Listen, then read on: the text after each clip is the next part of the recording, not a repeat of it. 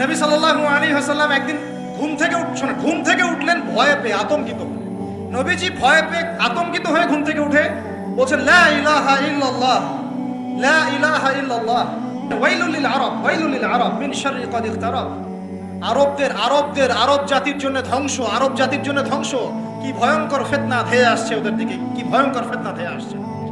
এবং তিনি হাতের ইশারা করে দেখালেন এইভাবে যে আজকে, নবীজি বলছেন 1400 বছর আগের কথা, 1445 বছর আগের কথা, 1445 বছর আগে নবীজি বলেছেন, আজকে, ওই সময়, আজকে ইয়াজুজ আর মাজুজের যে দেয়ালের কথা মনে আছে?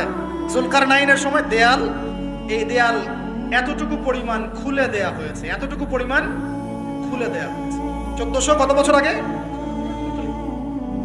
তখন তার স্ত্রী বলছেন, আনুহলিক ওয়া ফিনা সালিহিন, আনুহলিক ওয়া ফিনা সালিহিন ইয়া রাসূলুল্লাহ, হে আল্লাহর রাসূল সাল্লাল্লাহু আলাইহি ওয়াসাল্লাম, আমাদের মধ্যে ভালো মানুষরা থাকা সত্ত্বেও কি আমরা ধ্বংস হয়ে যাব?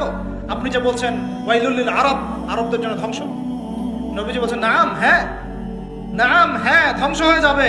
ইযা কাসুরাতিল খাবাস, যখন নগ্নতা, বেহায়াপনা, অশ্লীলতা সমাজে রন্ধ্রে রন্ধ্রে ছড়িয়ে পড়বে, তখন আলেম জালেম সব ধ্বংস হবে। এই হাদিসটা অকাট্য হাদিস, বুখারী মুসলিমে, মানে এটা সহিহ, এটা বিষয়ে কোনো সন্দেহ নেই।